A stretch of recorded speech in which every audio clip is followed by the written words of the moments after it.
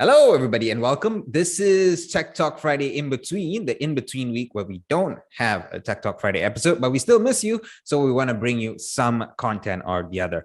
So, what I'm going to talk about this time around is what we're going to be doing at the end of the month. So, pretty much every end of the month, we'll have a special Tech Talk Friday episode for every one of y'all. It is an invite episode. So, the details are going to be coming out real soon. But what we're going to be doing is this month, we're focusing on customer experience, the world of tech, how it's evolving customer experience. Now, customer experience is usually a huge differentiator for most businesses. This is one of the ways to keep customers in the business ecosystem beyond just the solution and the products that are there.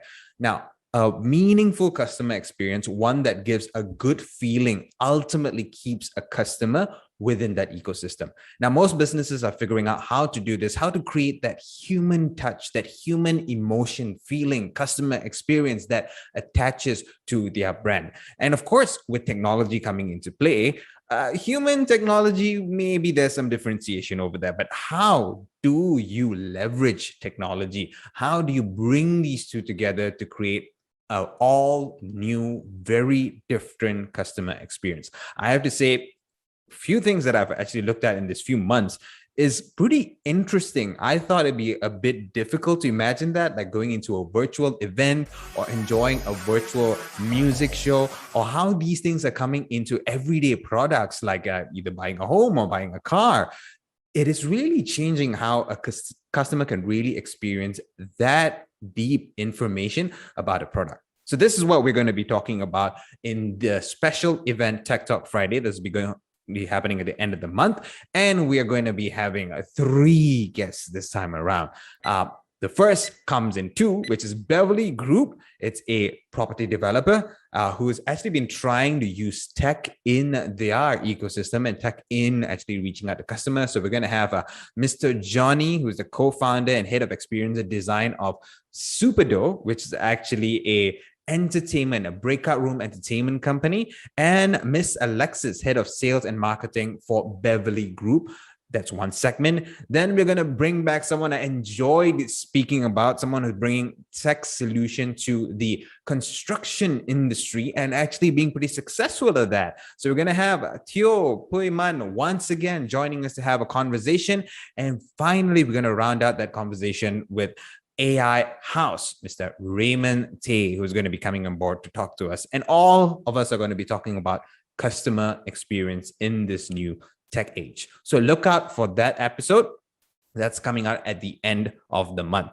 Now, next week, we'll have our usual run of Tech Talk Friday, but we're going to do something a little special. I kind of hinted at this last week, which is, since it's October, since it's Halloween month, we want you, unfortunately for me, to pick what I'm going to wear during that Tech Talk Friday. So we're going to send out some polls to you guys. Doesn't matter whether you're on LinkedIn, on Facebook, or IG, or even especially those who are on Necole with us. We're going to send out a poll. You decide between 3 options. What am I going to wear for that Halloween episode of Tech Talk Friday, which is next week? So leave your thoughts.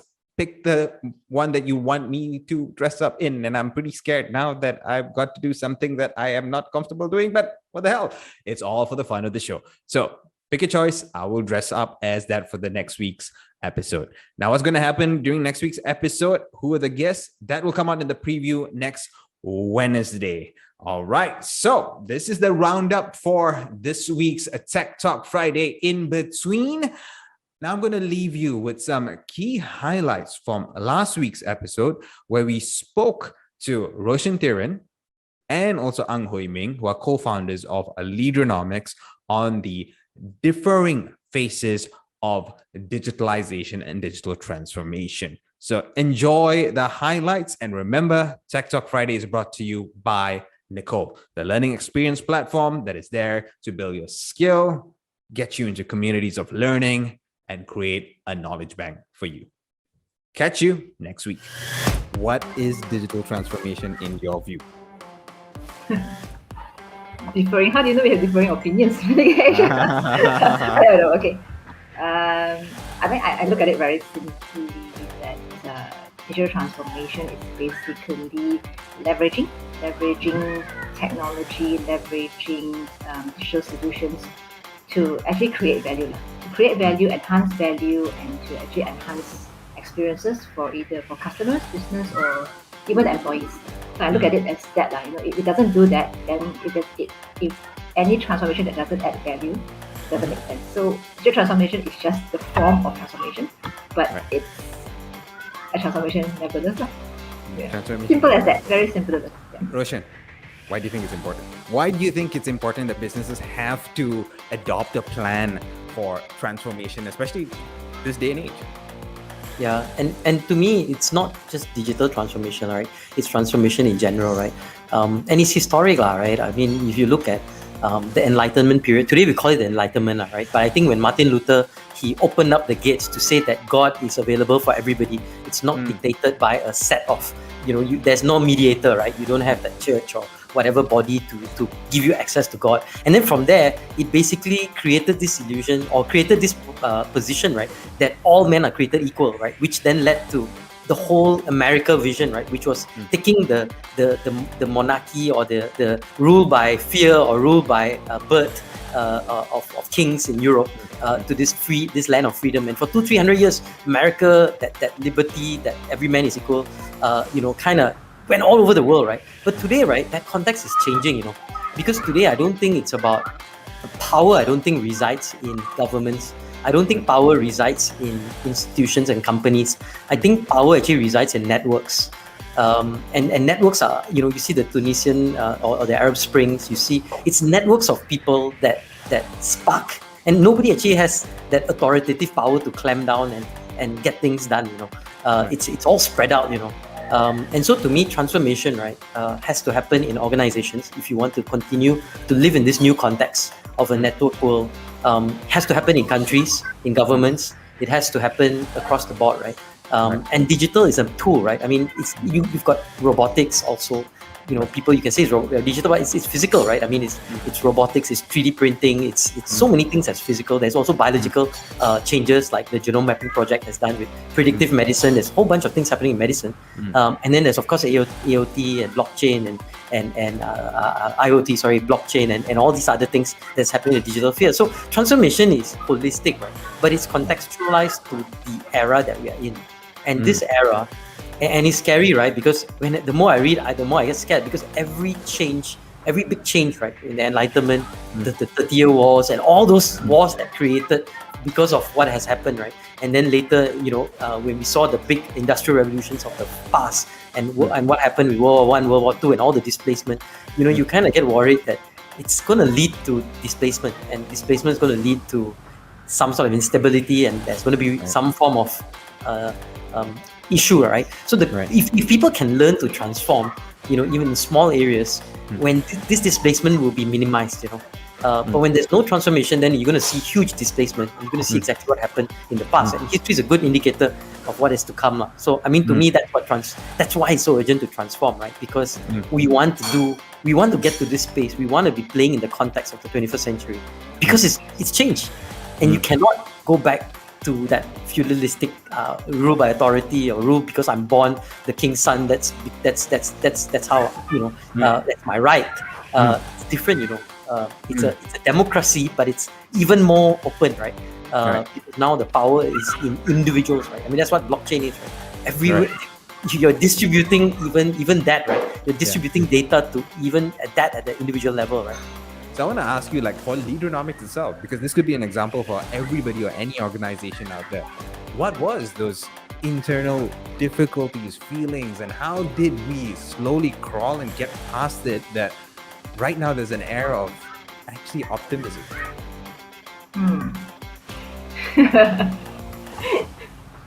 What was some of those concepts? Dicey question. No, because it's true. It's every company would be facing this, right? And it's a good learning, whatever we went through, what they could actually go through, and what they could actually do about it. I cannot remember all, but maybe I think one of the things that, because of the speed of change and the speed of transforming, we always talk about everybody having a voice, everybody having opinions shared, and everyone's consulted. Not say consulted, but people know what's going to happen, and people get a choice.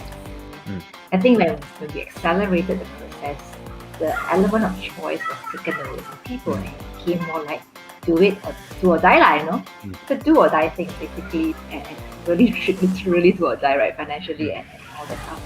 So when an element of choice is taken away and it becomes a forced thing, then that's where people start to also wonder why were opinions not taken in, and also is this the right move? And when in a crisis, we cannot consult everybody, right? It's got to be certain people let's take it, let's move, let's decide and move on, because then if not, we won't move, and then we'll be stuck in the rut for a long time trying to plan and trying to get everybody on board, and then not moving and then sinking at the same time, right? So that's one thing. I don't know, a choice, and moving at that pace. I think the other thing that's a sensitive word, I have to say, is that when we transform, business cannibalization was something that I think was hard to make sense of. Because you know what? You have a current traditional business, and then there's also a new age digital business, which in the line is like there's fear, there's threat, there's like, oh look, if it's a new business, will there be is there a fear that things that we were doing and we're doing really well potentially could be threatened or be cannibalized? And then how do we do it? So who gets priority of everything, right? From funding to marketing to branding, and so there's always that feeling that which business takes priority, but at a certain phase, every phase has its timeline, right? At a certain time where this business has to be the one that's promoted, that's the business that we do. And that's how we look at the company and the group, the company as a group and a portfolio. Which one comes in a time where another one is declining, and then when things are to change, which one now becomes the one that anchors the rest of the group also. So I think those were some of the thoughts that went through, and things that we had to reconcile and to come to terms with. And so there's storming. There was storming between teams. There was storming in the leadership team. And what you said now, today things seem better, because I think with all the storming that happened, with all the conflicts that took place, and as each concern is addressed, maybe not 100% addressed, but as more explanation comes in, more clarity comes in, then people start to accept that actually this transformation is actually good. It's actually an opportunity, and there's a way to actually find the synergy between what we call two different business models. And with that, I think that's where we see that there's a lot more potential to bring both the digital solutions, traditional, not say traditional, but people, high touch points, engagements that's really still very crucial. Blend them together, and you actually have a stronger, more complementary solution that we actually bring to customers, and even the employees have to experience it themselves to see it. So it's a process, it's a journey, but I think we've overcome kind of what's the biggest hurdle in our conflicts internally. So what is your view on business cannibalization? Should businesses be afraid of it, or should they embrace it? Yeah, and I think this is more of a long-term versus short-term sort of indicator, right? So I mean, on the short term, you want to have cash, and the stable core business always provides that cash, right? And the long term, the market will erode, it, right? So you know that, but you don't know how long is long term, right? Is it 1 year, 2 years, 10 years, 5 years, 15 years? You have no idea, right? Because you don't dictate the market, right? So for me, it's when I was running the Star for a little while, we had the same problem, right? Print is gone, right? At the end of the day, but print will never go, right? Because there's always going to be 5% or 10% of the population that want print products, right? But it's not going to be 80%. It's not going to be 90% in the past. So there's always going to be a population that demands that sort of service that you provide, which you call your core service. And for me, it's understanding the reality of the market. I think we have to understand and say, look, where are we? Is this a 3 year away, 5 year away, 7 years, or at least do some guesstimation? And it's not so easy, but you can sort of guesstimate lah. And I think for us, it's like looking at the HR leaders and the sort of learning leaders out there. When are they going to retire, right? Because you start to look and say, okay, wait, as they sort of move on, a new generation will come in which may have very different ideas on what learning is or organizational learning is, and you can actually start the process of educating them towards that space, right? So I think it's going to happen. The reality is that you cannot kill your core biz, because when you do that, you just lost your cash flow, right? Unless you're highly invested. So if you're a Grab, who cares, right? You got 4 billion in cash and all these things. You continually have 4 or 40 billion all the time coming in. Who cares, right? So if you're highly funded, you can just say, look, let me just go and zoom in on this, and I don't care about whatever else that I built before. I can just go into GrabPay and this and that, and I don't really care about this piece of the that really kickstarted our business. But most businesses need to balance this, right? They need to say, I need some form of operating cash, but I need to make sure I do this. Now, the mistake I think most businesses make is that we get too focused on the core business, that we lose focus, because you always focus on the one that's bringing the bread and butter in, right? You tend to lose focus. I think one of the things where I think we did relatively better, in the sense that we decided to split our portfolio, right? Where one of us took care of the core biz and the other person said, let's we take care of the digital biz, and equally we represented the voices of both the business concern, right? Now, organizations sometimes may not have that luxury of saying we get kind of equally invest in the digital or the core biz and the new biz, right? But I think that those were one of two things I think helped us a little bit to say, I don't care, we put some resources. And I know May and I will fight all the time internally between core biz and digital biz. I'm like, no, I want this, and she said, no, we want this, and we have only X amount of resources, and we have to figure it out. But at least there's a dialogue going on at a very senior level to make sure that there is some form of emphasis on both. So I think that is where, and at some point in time, the reality is this: at some point in time, as things dip on, this can be a lucrative business too, but it has to be repositioned, right? So newspapers can be lucrative, but it has to be repositioned for its purpose. You have to look at a different business model, not the mass. It's not about selling so many newspapers and you make money on the ads. It's going to be something else, right? Likewise, the physical learning workshops and so on will continue to exist, but it may not be at the volume and quantum as before. So how you reposition that business so that it still is a high margin, maybe low volume, but high margin business. On the flip side, you have a high volume, low margin new biz, right? That replaces your previously high volume, high or medium margins or low margin business, right? So you will see that happening, but you need to be very clear that this is the game, and be very resolute. The funny thing is that it happens to me too. Many times I'm like, really can this new biz, and you kind of like, maybe I should just focus back on the old biz, and then you're like, okay, you got to keep telling yourself, no, you're committed to this, let's go all the way. And likewise on the core biz, we're committed to transform it to a new value proposition, let's go all the way, right? And it's painful, but we get there. But when we get there, you have that optimism, because people can start to see, okay, there is commitment on both sides of the equation, right?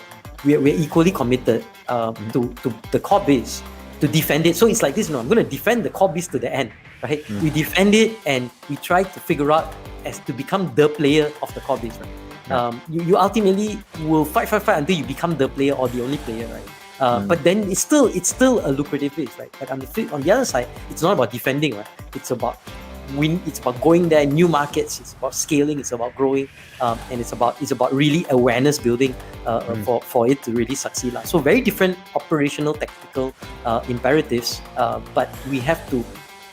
And you may have to create that silo, Unfortunately, especially if the business used to be one, you may have to actually create that, because it's going to be operating in two very different spheres. Okay. In fact, actually, if I add to that, right, I think you asked. 14 months ago, we were not crisis proof. today, actually, I feel that the balance of portfolio of products that we have, the cost of going through that and keeping the core as well. If another crisis hits us, I'm actually more confident that we've got a good basket of goods or basket of services that we would be crisis proof already. And I think that's the pain that we went through, and I'm actually much more confident of how this organization